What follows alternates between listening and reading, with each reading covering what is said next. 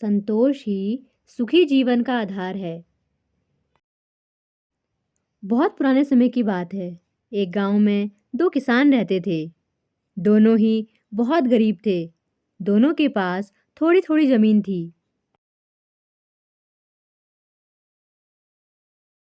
दोनों उसमें ही मेहनत करके अपना और अपने परिवार का गुजारा चलाते थे। अकस्मात कुछ समय पश्चात दोनों की एक ही दिन एक ही समय पे मृत्यु हो गई।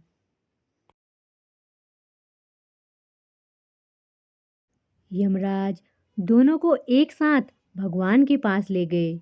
उन दोनों को भगवान के पास लाया गया। भगवान ने उन्हें देख के उनसे पूछा, अब तुम्हें क्या चाहिए? तुम्हारे इस जीवन में क्या कमी थी? अब तुम्हें क्या बना के मैं पुनः संसार में भेजूं?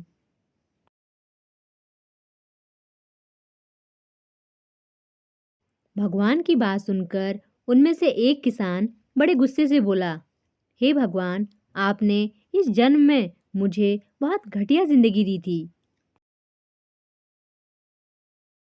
आपने कुछ भी नहीं दिया था मुझे। पूरी जिंदगी मैंने बैल की तरह खेतों में काम किया है। जो कुछ भी कमाया वह बस पेट भरने में लगा दिया।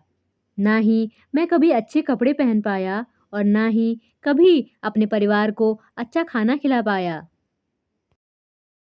जो भी पैसे कमाता था कोई आकर के मुझसे लेकर चला जाता था और मेरे हाथ में कुछ भी नहीं आया। देखो कैसे जानवरों जैसी जिंदगी जी है मैंने। उसकी बात सुनकर भगवान कुछ समय मौन रहे और पुनः उस किसान से पूछा, तो आप क्या चाहते हो तुम?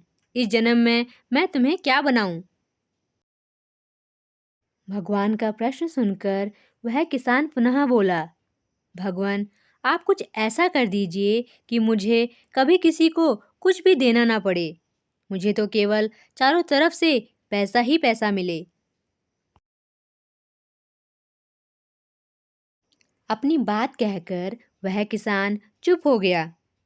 भगवान ने उसकी बात सुनी और कहा, तथास्तु, तुम अब जा सकते हो।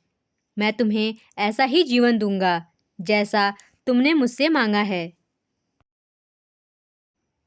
उसके जाने पर भगवान ने पुनः दूसरे किसान से पूछा, तुम बताओ, तुम्हें क्या बनना है? तुम्हारे जीवन में क्या कमी थी? तुम क्या चाहते हो? उस किसान ने भगवान के सामने हाथ जोड़ते हुए कहा, हे भगवान, आपने मुझे सब कुछ दिया है। मैं आपसे क्या मांगूं? आपने मुझे एक अच्छा परिवार दिया है।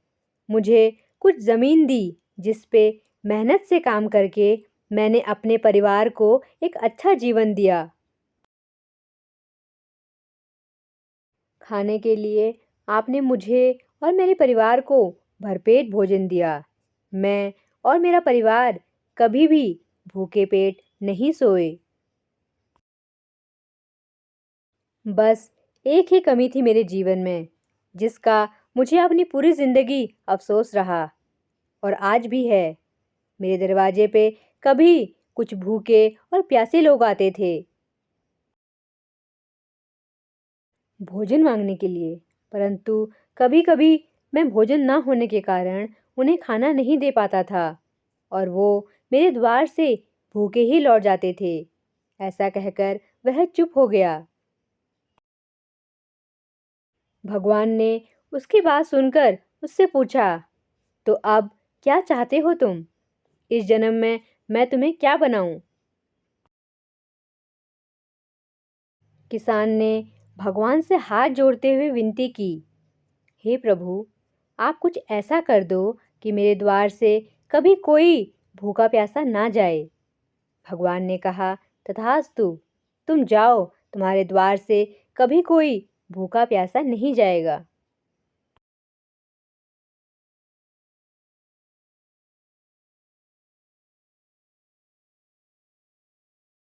पहला व्यक्ति जिसने भगवान से कहा था कि उसे चारों तरफ से केवल धन मिले और मुझे कभी किसी को कुछ देना ना पड़े, वह व्यक्ति उस गांव का सबसे बड़ा भिखारी बना।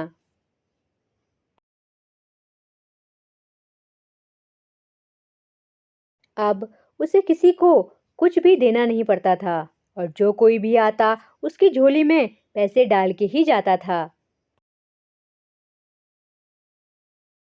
और दूसरा व्यक्ति जिसने भगवान से कहा था कि उसे कुछ नहीं चाहिए, केवल इतना हो जाए कि उसके द्वार से कभी कोई भूखा प्यासा ना जाए,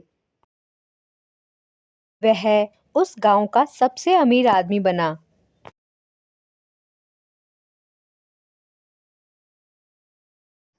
भगवान ने कहा, तथास्तु, तुम जाओ, तुम्हारे द्वार से कभी कोई भूखा प्यासा नहीं जाएगा।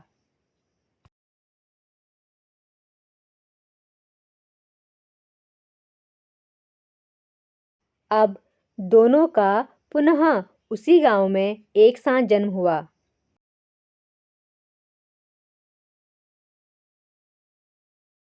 ईश्वर ने जो दिया है उसी में संतुष्ट होना बहुत ज़रूरी है। अक्सर देखा जाता है कि सभी लोगों को हमेशा दूसरे की चीज़ें ज़्यादा पसंद आती हैं और इसके चक्कर में वो अपना जीवन भी अच्छे से नहीं जी पाते।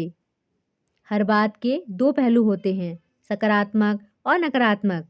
अब ये आपकी सोच पर निर्भर करता है कि आप चीज़ों को नकारात्मक रूप से देखते हैं या सकारात्मक रूप से।